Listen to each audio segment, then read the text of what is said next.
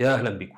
المحاضرة دي معمولة عشان علم البديعة، يعني أنت سيادتك لو كنت في أولى ثانوي أو في تانية أو في تالتة لا غنى عن المحاضرة دهيت، لأن موجود عندك في الكتاب من أول أولى ثانوي علم البديعة كاملا. يبقى أنت سواء في أولى أو في تانية أو في تالتة هتستفاد بالمحاضرة دي، بلس إن أنت مفيش فيه تغيير، يعني أنت ما بتاخدش زيادة، الزيادة كلها في علم المعاني.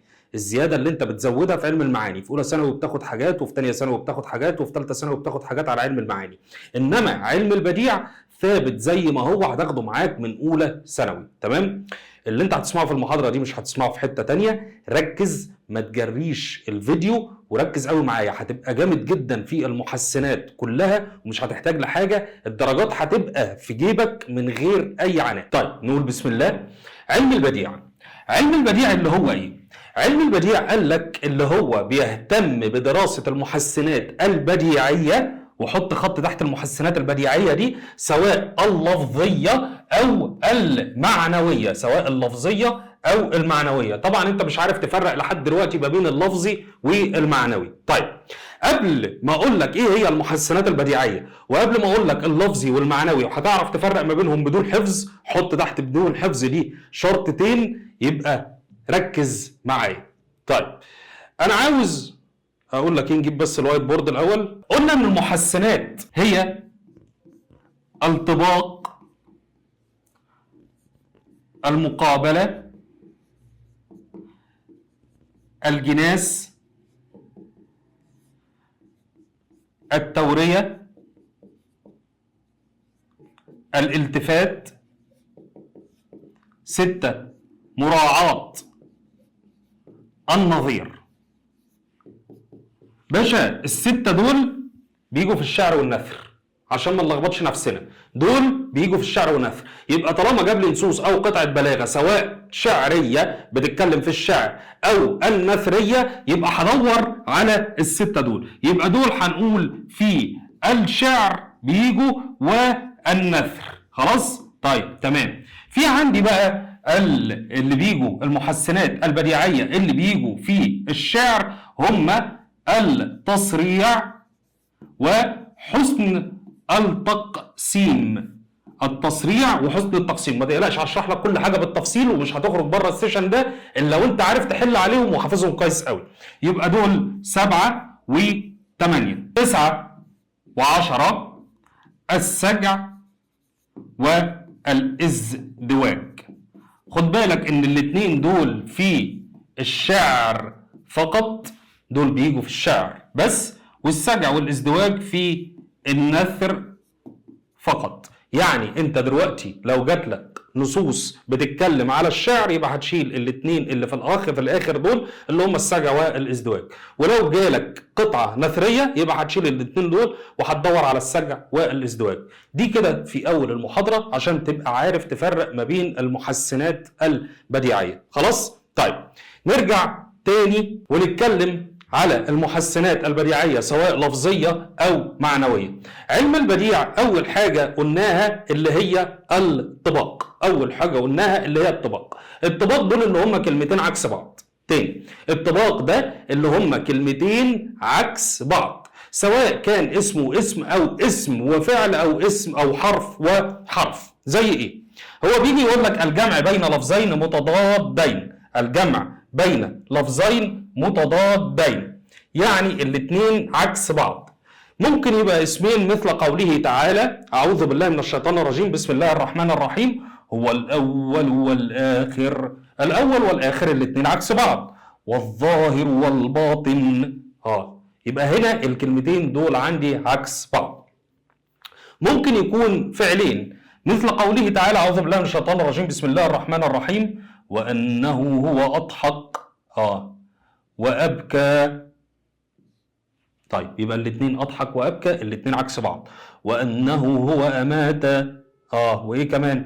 وأحيا. يبقى عندي الاثنين عكس بعض. يبقى عندي ممكن اسمين وعندي ممكن فعلين. طيب ممكن يبقى حرفين؟ ممكن يبقى حرفين. يعني مثلا لما نقول فلان له ما له وعليه ما عليه، له ما له وعليه ما عليه، يبقى له وعليه. مثل قوله تعالى أعوذ بالله من الشيطان الرجيم بسم الله الرحمن الرحيم لهن مثل الذي عليهن. يبقى لهن وعليهن. ممكن يجي اسم وفعل، ممكن يجي اسم وفعل. زي ايه؟ اعوذ بالله من الشيطان الرجيم، بسم الله الرحمن الرحيم. ومن يضلل فما له من هاد. يبقى يضلل وهاد جايه من الضلال والهدى. تمام لحد كده تمام. طيب كل اللي احنا اخدناه ده بقى يجي يقول لك الطباق نوعين. كل اللي احنا اخدناه ده طباق ايجاب. يعني ايه طباق ايجاب؟ يعني كلمتين عكس بعض، كلمتين عكس بعض، بجمع الكلمه وعكسها في المعنى. زي الاول والاخر، الظاهر والباطن. في عندك الاول والاخر اهو مطلعهم لك، وفي عندك الظاهر والباطن هم مطلعهم لك. يبقى عندي الكلمتين اللي عكس بعض، دول الطباق الايجاب. طيب الحاجه الثانيه عندي طباق سلب، ان انا بجمع ما بين الكلمه وعكسها بس عن طريق النفي. يعني الكلمتين واحد بس الثانيه منفيه، الكلمتين واحد بس الثانيه منفيه. زي ايه؟ زي مثلا قوله تعالى اعوذ بالله من الشيطان الرجيم، بسم الله الرحمن الرحيم. قل هل يستوي الذين يعلمون والذين لا يعلمون. هتلاقي الكلمه دي شبه الكلمه دي بالظبط بس الثانيه منفيه. ممكن يبقى بالنهي، فلا تخشوا الناس واخشوني. يبقى هنا واحدة بالنهي، واحدة فلا تخشوا، والتانية فاخشوني. طيب الطباق سر جماله ايه؟ بيؤكد المعنى ويوضحه. ما انت اخدت قبل كده في الاعدادي وفي الابتدائي اي تضاد بيؤكد المعنى ويوضحه، اي تضاد بيؤكد المعنى ويوضحه. طبعا انت ما بتقولش تضاد في الثانوي، بتقول طباق. طيب ندخل على الحاجة الثانية وهي المقابلة. انت اخدت الطباق كلمتين عكس بعض، المقابلة جملتين عكس بعض. تاني الطباق كلمتين عكس بعض، انما المقابلة جملتين عكس بعض. يبقى هي الجمع بين جملتين كل منهما عكس الاخرى في المعنى. مثل قوله تعالى اعوذ بالله من الشيطان الرجيم، بسم الله الرحمن الرحيم. ان الابرار لفي نعيم. ادي جملة. الجملة بقى التضاد اللي فيها تضاد، وإن الفجار لفي جحيم. يبقى عندك الأبرار في نعيم والفجار في جحيم. طيب يبقى إن الأبرار لفي نعيم أدي جملة، وإن الفجار لفي جحيم جملة، والاتنين ما بينهم تضاد. طيب مثال قول الشاعر فإذا ما حاربوا أذلوا عذيذا. يبقى عندك حاربوا أذلوا عذيذا، وإذا سالموا أعزوا ذليلا. واخد بالك انت الكلمتين هنا عكس بعض او الجملتين عكس بعض تماما. يبقى حاربوا أذلوا عزيزا، سالموا أعزوا ذليلا. طيب اللي بعده يا أمة كان قبح الجور يسخطها. قبح الجور يسخطها. الجور اللي هو ايه؟ اللي هو الظلم. فأصبح حسن العدل يرضيها. ده انت هتلاقي عندك الكلمتين هنا عكس بعض او الجملتين هنا عكس بعض. قبح الجور بيسخط وحسن العدل ايه؟ بيرضي. يعني قبح الجور، قبح الظلم بيغضب الناس، وحسن العدل بيرضي. خلاص؟ طيب اللي بعده على رأس عبد تاج عز يزينه، وفي رجل حر، في رجله بقى قيد ذل يشينه. اللي بعده فلا الجود يفنيها إذا هي أقبلت، ولا البخل يبقيها إذا هي تذهب. قول الإمام علي رضي الله عنه فلا الجود يفنيها، يعني الجود مش هيذهب الدنيا، هي كده كده الدنيا ذاهبة، فالجود مش هيفنيها إذا أقبلت، مش هيضيعها، ولا البخل هيبقيها على حالها إذا هي تذهب. سر جمال المقابلة هي سر جمال الطباق، بتؤكد المعنى ويوضحه. يبقى أنا دلوقتي أخذت من المحسنات البديعية الطباق والمقابلة. طيب اللي بعده الجناس. ممكن انت تكون بتلخبط فيه شوية، بس هو حاجة في منتهى السهولة. قال لك كلمتين شبه بعض بالظبط، كلمتين شبه بعض بالظبط بس المعنى مختلف. تاني الكلمتين شبه مع بعض بالظبط بس المعنى مختلف. زي ايه؟ انا عاوز اجيب بس البايت بورد. طيب يجي يقول لك مثلا، يعني انا من اسكندرية، فيجي يقول لك ايه؟ صلحت الساعة في الساعة في ساعة. ايه بقى كل ده؟ صلحت الساعة المقصود بها ان هي آلة. في الساعة المفروض ان هي دي منطقة، يبقى دي آلة معايا، ودي منطقة. طب كويس، في ساعة اللي هي الزمن. مش ملاحظ حاجة؟ إن الكلمتين شبه بعض بالظبط في عدد حروفهم، في ترتيب حروفهم، في التشكيل بتاعهم، في كل حاجة، بس المعنى بتاعهم مختلف. ده اللي اسمه ايه؟ اللي اسمه الجناس. يبقى عندي الكلمات واحد بس المعنى مختلف، الكلمات واحد بس المعنى مختلف. الساعة دي غير الساعة دي غير الساعة دي. مثال قوله تعالى: أعوذ بالله من الشيطان الرجيم، بسم الله الرحمن الرحيم: يوم يقوم ويوم تقوم الساعة يقسم المجرمون ما لبثوا غير ساعة. يبقى الساعة الأولانية غير الساعة الثانية. يوم تقوم الساعة المفروض الساعة الأولانية اللي هي يوم القيامة، ويقسم المجرمين المجرمون ما لبثوا غير ساعة. الساعة الثانية ساعة زمنية. تمام؟ طيب تمام. نرجع بقى تاني ونقول ايه؟ قال لك الجناس هو ما اتفق فيه الكلمتان في 4 أمور. قال لك نوع الحروف زي ما كنا بنتكلم، وتشكيل الحروف، وعدد الحروف، وترتيب الحروف. زي واحد يجي يقول لك صليت المغرب في المغرب. طب ما الاثنين شبه بعض بالظبط لكن المعنى مختلف. صليت المغرب، هنا المغرب الأولانية صلاة، إنما في بلاد المغرب دي بلد، يبقى صليت المغرب في المغرب. يبقى الكلمتين شبه بعض أو المعنى مختلف. طيب واحد تاني يقول لك ارضهم ما دمت في أرضهم. ارضهم ما دمت في أرضهم، هي ممكن تيجي ما بين فعل واسم، ممكن تيجي ما بين فعل واسم، وممكن تيجي فعلين عادي جدا. أنا بقول لك كلمتين شبه بعض أيا ما يكونوا بقى اسم وفعل أو متغيرين. طيب ارضهم ما دمت في أرضهم، ارضهم يعني راضيهم، دي بتتكلم على الرضا.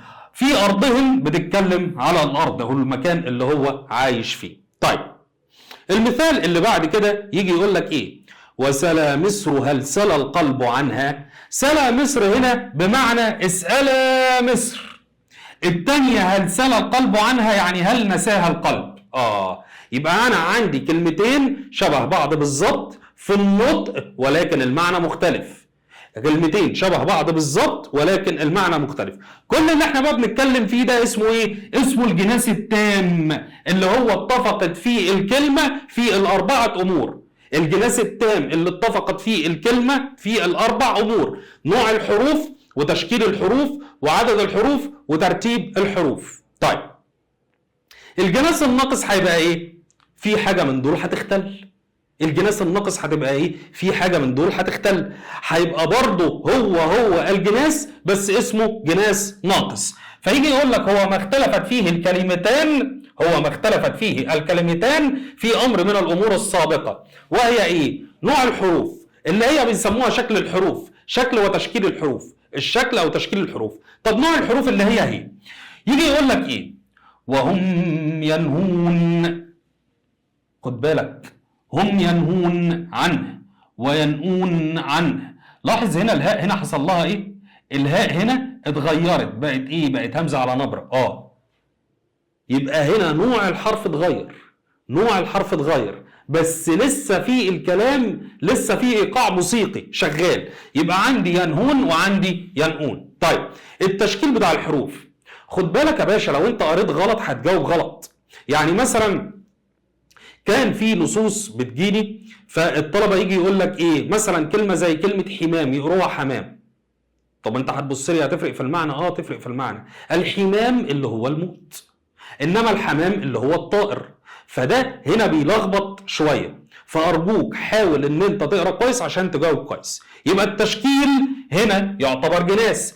يقول لك يا للغروب وما به من عبره للمستهام وعبره للرائي. بص، عبره وعبره الاثنين شبه بعض بالظبط بس التشكيل مختلف. هنا بقى ما يعتبرش جناس تام، لا يعتبر جناس ناقص. ليه يا عم؟ لان التشكيل اختلف. يبقى بنا هي عبره، العبره اللي هي ايه؟ اللي هي الدمع. تخيل بقى. طيب والعبره، العبره اللي هي العظه، فغيرت المعنى تماما. فهنا بقى الجناس ناقص. ممكن يكون عدد الحروف يعني الكلمة وبنقص منها، بجيب كلمة وبنقص منها. زي ايه؟ أقل الظهر حل وارتحال. بص هتلاقي الحروف اللي هنا فيها من الكلمة التانية، يبقى أنا نقصت شوية، حل وارتحال. أما يبقي علي وما يقيني يبقى حل وارتحال. ترتيب الحروف، الكلمتين شبه بعض بس بلخبط الحروف شوية. زي ايه؟ زي مثلا يقول لك بيض الصفائح لا سود الصحائف، في متونهن جلاء الشك والريب. طيب عندي الصفائح اللي هو بيتكلم على السيوف، لا سود الصحائف اللي هي ايه؟ اللي هي الاوراق اللي بيكتب فيها. يبقى عندي صفائح وصحائف، الاثنين هتلاقيهم هي نفس الحروف، بس الحروف ترتيبها مختلف. طيب سر جماله ايه؟ نفس اللي انت اخدته في ابتدائي واعدادي، يعطي نغما موسيقيا تطرب له الاذن وتطمئن له النفس. تاني، يعطي نغما موسيقيا، يعطي نغما موسيقيا تطرب له الاذن وتستريح له النفس، او تستريح له النفس وتطرب له الاذن، زي ما انت عاوز. خلاص؟ طيب التوريه، يعني ايه توريه في اللغه؟ قال لك ورا الشيء يعني اخفاه، ورا الشيء يعني اخفاه. لذلك التوريه هنا في البلاغه هي كلمه لها معنيين، واحد خفي هو ده اللي احنا عاوزينه، والتاني ظاهر احنا مش عاوزينه. يبقى الكلمه ليها معنيين، في واحد معنى ظاهر لكل الناس، ده احنا مش عاوزينه. عاوزين بقى المعنى ايه؟ المعنى اللي مستخبي، هو ده اللي احنا عاوزينه. طيب مش فاهم، سيبك طيب من اللي موجود في المذكره ده وركز معايا شويه. ركز معايا. احمد شوقي كان قاعد مع حافظ ابراهيم، والاتنين كانوا صحاب قوي، والمثال ده يمكن انت سمعته قبل كده ولكن في ناس ما سمعتهوش، فركز معايا عشان تفهم يعني ايه معنى توريه. احمد شوقي كان قاعد مع حافظ ابراهيم، والظاهر كده ان احمد شوقي كان مزاجه يعني مش ولا بد، مش مظبوط شويه. فقال لك حافظ ابراهيم عكسه شويه، فقال له ايه بقى؟ قال له يقولون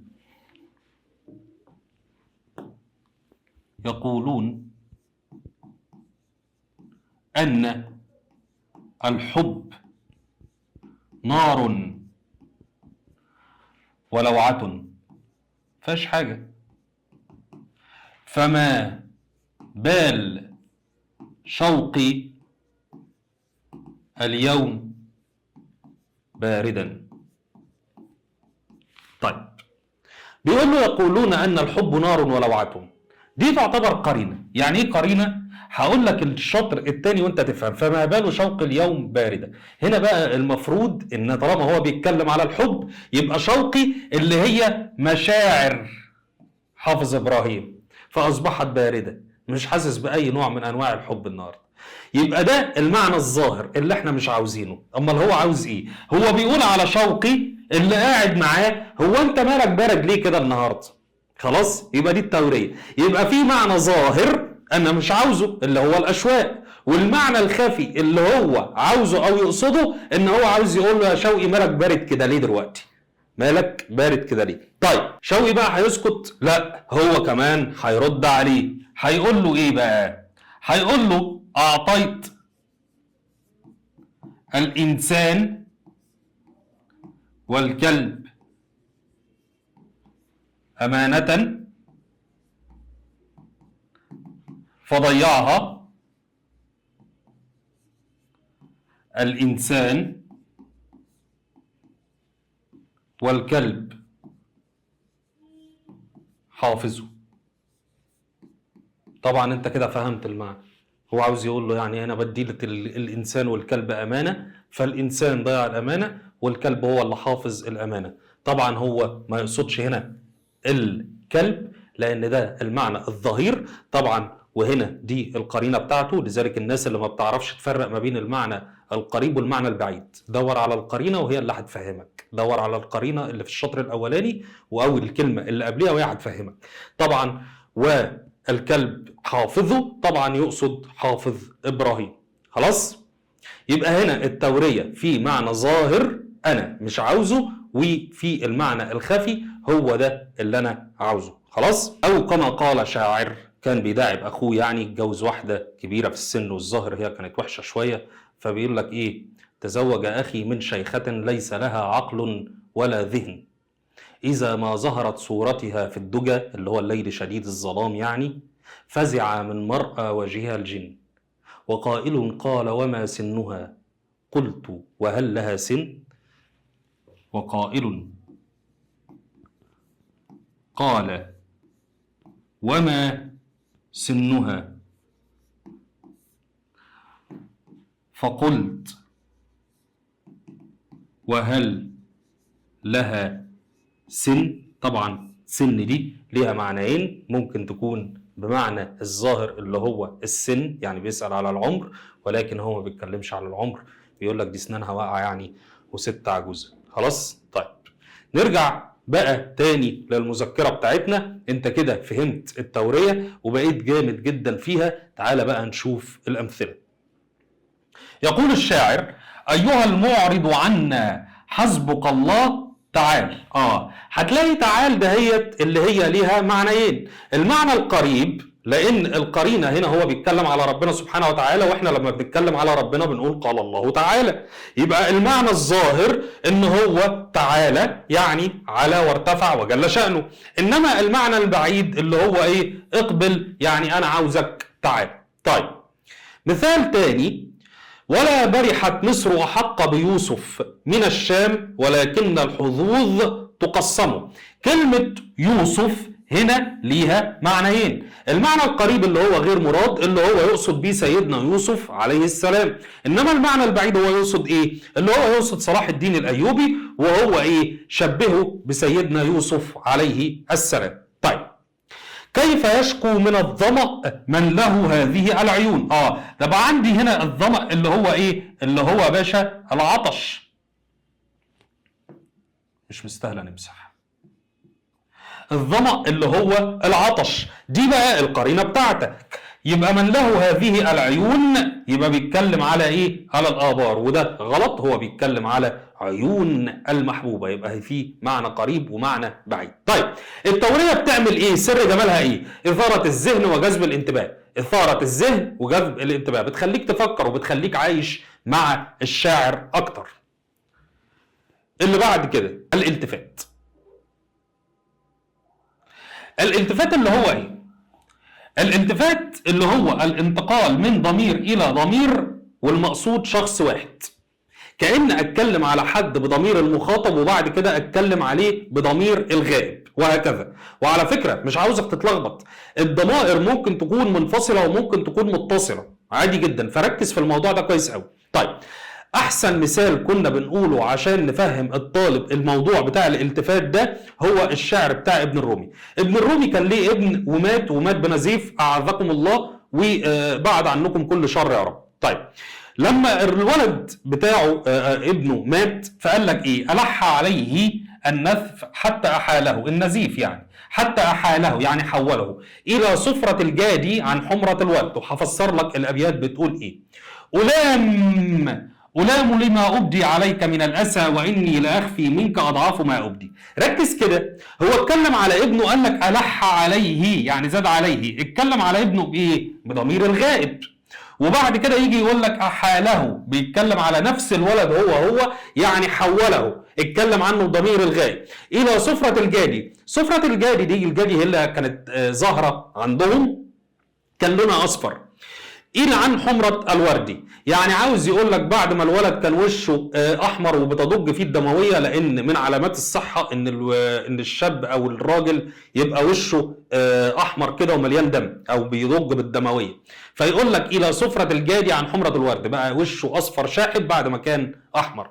ويجي يقول على ابنه ألام لما أبدي عليك. طب ما هو الكاف دي كاف مخاطب، ما أنت كنت لسه بتتكلم بضمير الغائب.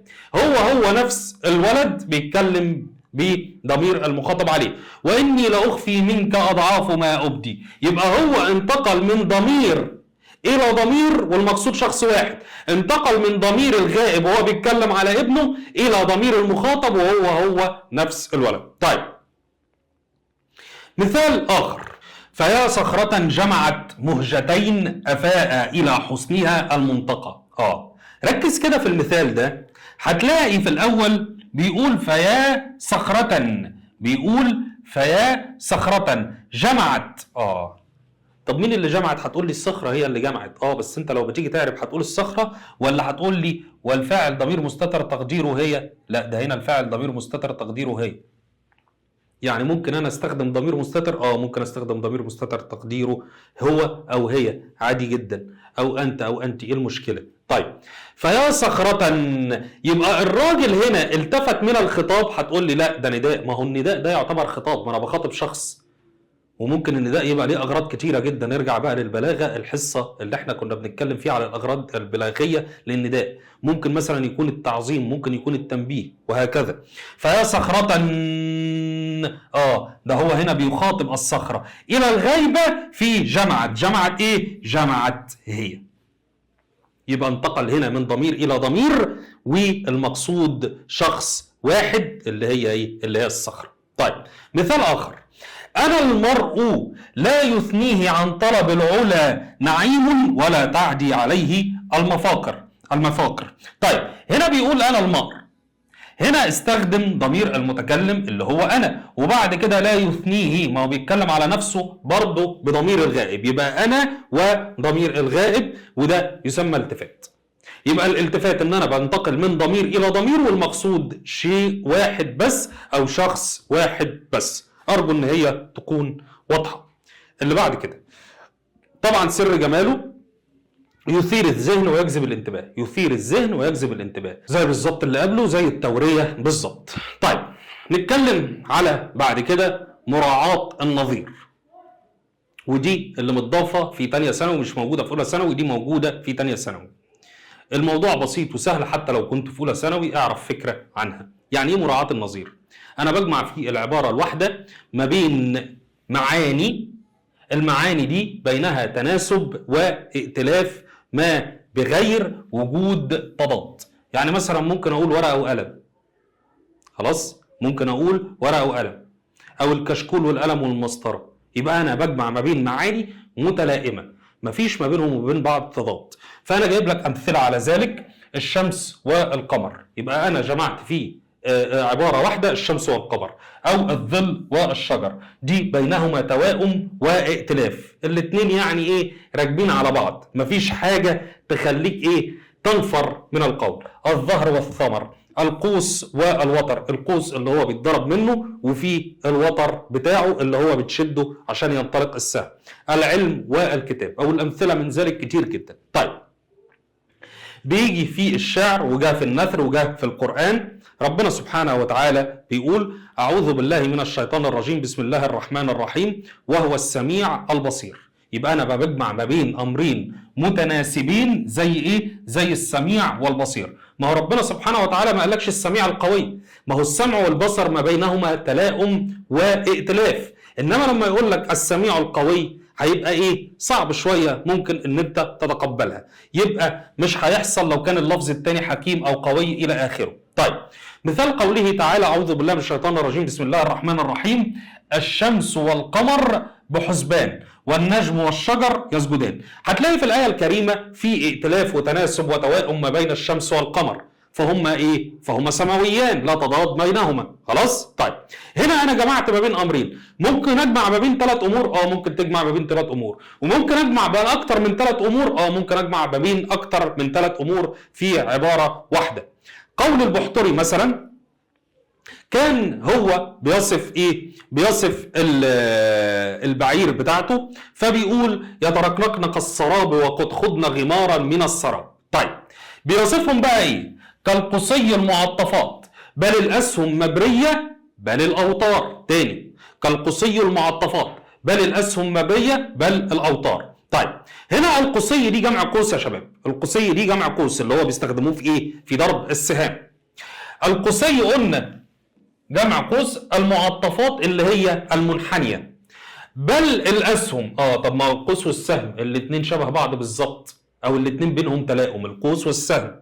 مبريه بل الاوتار، والوتر ده اللي انا بستخدمه في ايه؟ في انطلاق السهم. يبقى عندي جمع قوس، وعندي السهم، وعندي الاوتار. يبقى انا جمعت ما بين ثلاث امور متلائمه في عباره واحده: كالقصي المعطفات، بل الاسهم مبريه بل الاوتار.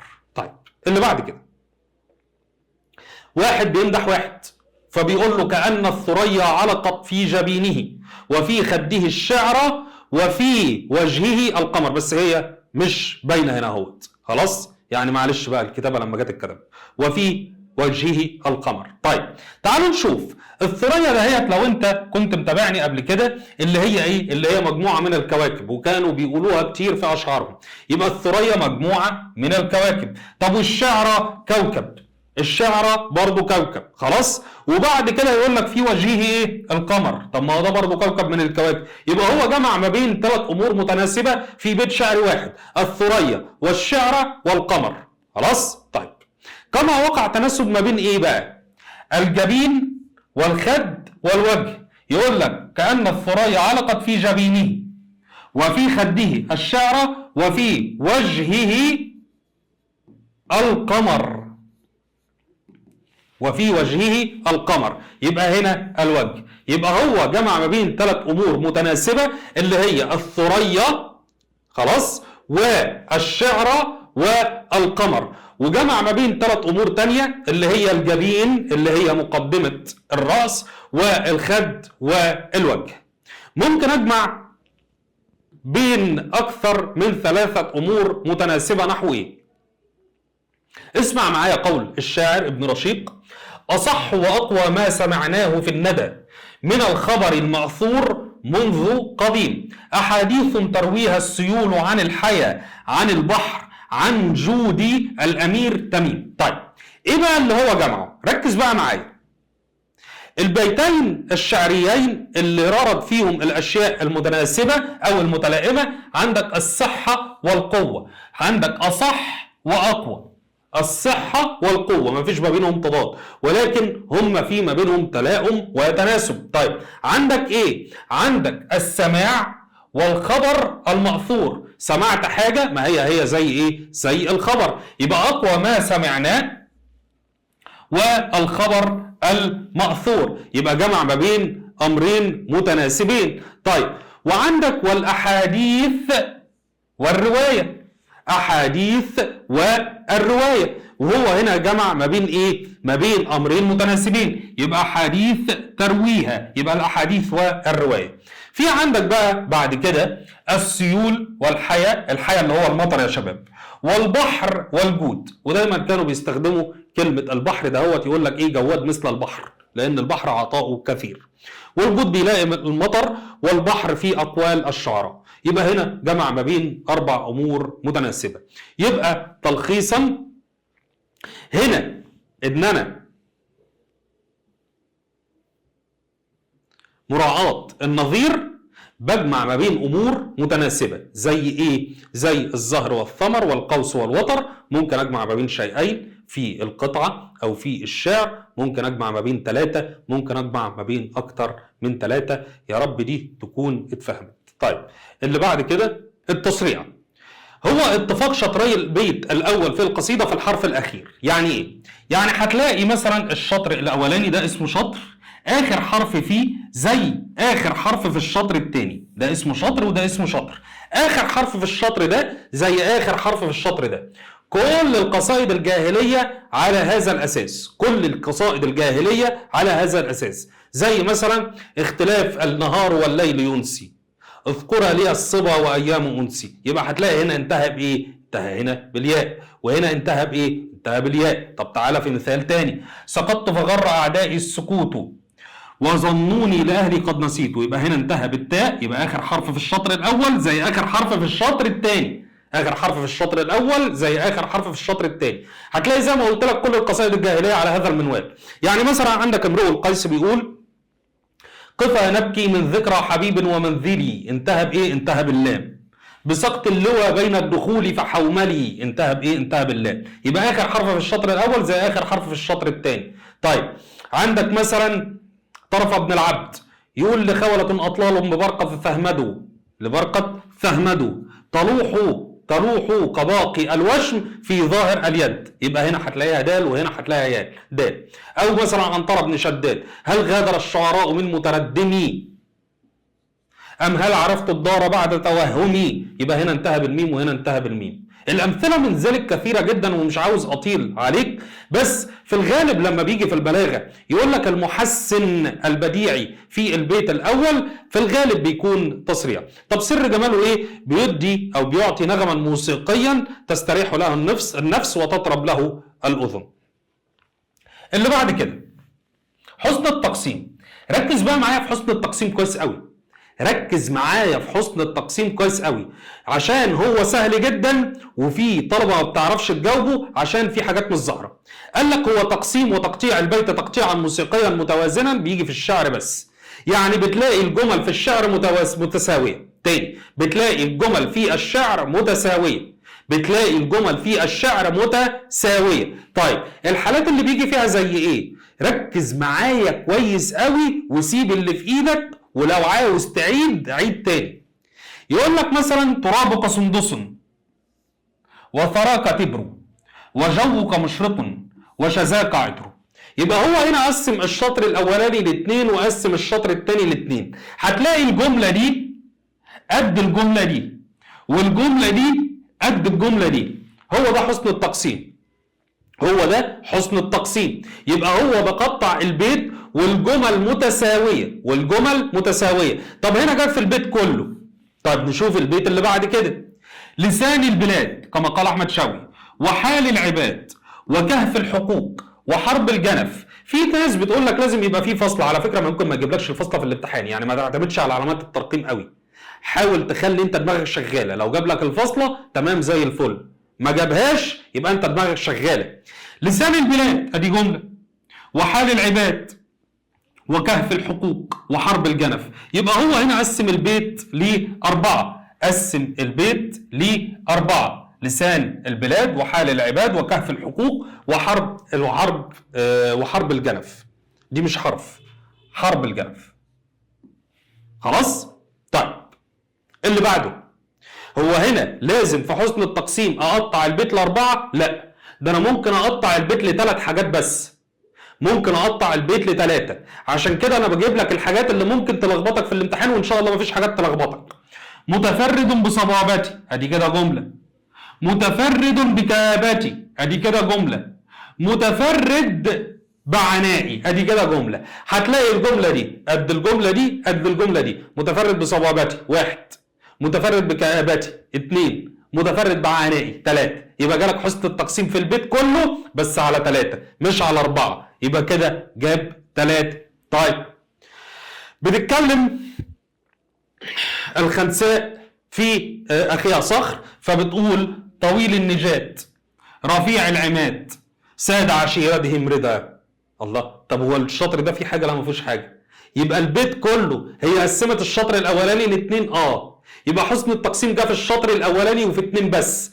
حسن التقسيم جه في الشطر الاولاني وفي 2 بس، طويل النجاد ورفيع العماد، بس كده. تعالى بقى في الثالث او في الرابع، رابع بيت. ركز معايا بقى كويس قوي في ده، عشان جه قبل كده في امتحان وقليل من الطلبه اللي عرفوا يجاوبوه. انا البعث مهما قاوم الغرب ثورتي، انا النور مهما قاوم الليل يقظتي. هتقول لي فين حسن التقسيم ده؟ ركز معايا، هتلاقي الشطر الاول انا البعث زي في الشطر الثاني انا النور. ايه ده؟ دول جم قصاد بعض؟ جم قصاد بعض يا باشا. طيب هنا مهما قاوم الغرب ثورتي، وهنا مهما قاوم الليل يقظتي. الاتنين شبه بعض برضه. يبقى هو قسم لي البيت بس قصاد بعضه، قسم لي البيت بس قصاد بعضه. البيت الاولاني انا البعث، يقابلها في البيت الشطر الثاني انا النور، وهنا مهما قاوم الغرب ثورتي، وهنا مهما قاوم الليل ايه؟ يقظتي. خلاص؟ يبقى هنا قسم لي البيت ل4 برضه بس قصاد بعضهم. طيب تعالى ناخد مثال تاني. قاؤول واحلام الرجال عوازب، صؤول وافواه المنايا فواغره. زي اللي قبلها بالظبط. بقى انت كده فهمت اللعبه. يبقى عندي هنا قاؤول وعندي هنا صؤول، عندي احلام الرجال عواذب وعندي افواه المنايا فواغر. مش واخد بالك هنا ما جابلكش فصل، هنا ما جابلكش فصل، يبقى ما تعتمدش على علامات الترقيم. وانا قلت لو جت زي الفل تمام، ما جاتش يبقى انت دماغك شغاله وفاهم البيت بيقول ايه. يبقى هنا عندك قاؤول وصؤول، احلام الرجال عواذب وافواه المنايا فواغر. طيب ممكن يجي شطر قصاد شطر، شطر كامل قصاد شطر كامل. عشان كده انا قلت لك ممكن يلخبط. هيجي يقول لك ايه؟ ففي كل يوم لي حنين مجدد. والشطر الثاني وفي كل ارض لي حبيب مفارق. يبقى هنا ده عندك الشطر ده قد الشطر ده، يبقى هو هنا جابها 2 مش 4 و4 زي الشطر الثاني. فهمت؟ يبقى دي صور حسن التقسيم، دي صور حسن التقسيم مش هيخرج عنها هذا الكلام. تمام يا شباب؟ تمام يا شباب. طيب ندخل على اللي بعد كده. هو سر جماله بيعطي نغما موسيقيا تطرب له الأذن وتطمئن له النفس. السجع، بلاش معاكسة بقى، السجع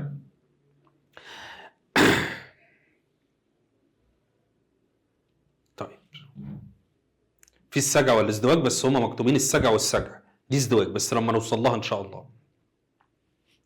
السجع بيجي في النثر بس، السجع بيجي في النثر بس. هيقول لك اتفاق نهايات الجمل في الحرف الاخير زي التصريع في الشعر، زي التصريع في الشعر. طيب يجي يقول لك طبيعة العصر الذي نحن فيه الذي نعيش فيه منافرة للاستبداد، انتهى بالدال، ادي جملة، وبعد كده فصلة، ادي كده جملة جديدة. معادية للاستعباد، يبقى هنا دال، يبقى دي جملة جديدة. وعندك الصدق منجاه والكذب منجاه والكذب مهواه، يبقى هنا دي جملة جديدة. هنا انتهى بالتاء المربوطة، وهنا انتهى بالتاء المربوطة، هنا انتهى برضو بالتاء المربوطة. ده اسمه السجع. طب الازدواج اللي هو ايه؟ هو نفس المثال، مش هنقل على اللي بعده. الجمل متساوية زي ايه؟ زي حسن التقسيم في الشعر. الجمل متساوية زي ايه؟ زي الصدق منجاه والكذب مهواه. الله، يعني دي فيها سجع وازدواج؟ فيها سجع وازدواج. تخيل بقى، لان الجمل ايه؟ الجمل متساويه. يبقى لما الجمل تبقى متساويه يبقى ده ازدواج. طب هتقول لي في المثال الاولاني ان طبيعه العصر الذي نحن فيه الذي نعيش فيه منافره للاستبداد معاداه للاستعباد، يبقى الجمله دي والجمله دي ازدواج؟ لا، هنا مفيش ازدواج بقى، لان الجمله دي مش زي الجمله دي ما فيهاش زي ايه؟ زي ما قلنا في الشعر بحسن التقسيم. وهنا هو جايبها لك اهو، قلنا دي بقى مش السجع، دي الازدواج. فعندك الازدواج اللي هو ايه؟ الحزم مركب صعب، والعجز مركب وطء، او حليما في موضع الحلم، او فهيما في موضع الحب. خلاص؟ طيب لسه لحد دلوقتي قلنا ان احنا ما فرقناش ما بين المحسن اللفظي والمحسن المعنوي. ايه الفرق ما بين الاثنين؟ باشا، المحسن اللفظي كل ما فيه موسيقى،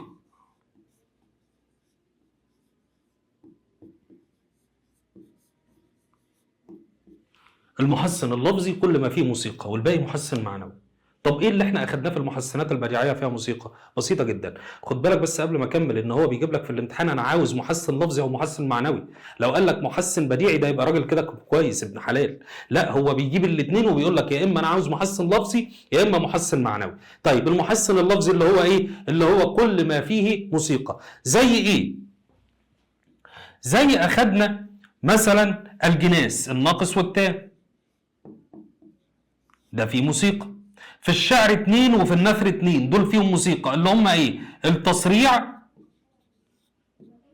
وحسن التقسيم.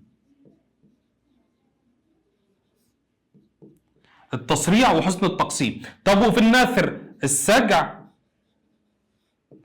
والازدواج.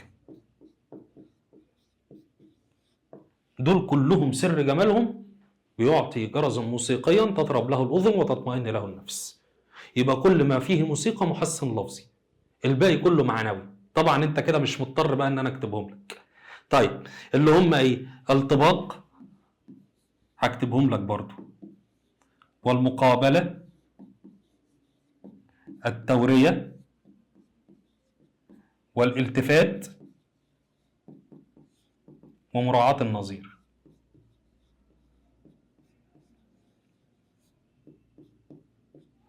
ادي كل الحكايه. يبقى انا احفظ دول بس على الاقل، يعني احفظ دول بس اللي هم ايه؟ المحسنات اللفظيه كل ما فيها موسيقى، بدور على حاجه فيها موسيقى، سواء كان جناس ناقص او تام او تصريع او حسن تقسيم، ودول في الشعر بس دول الاثنين دول في الشعر بس، او السجع والازدواج، ودول في النثر بس. بعد كده المحسنات المعنويه، الباقي كله اللي هو الطباق والمقابله والتوريه والالتفات ومراعاه النظير. خلاص.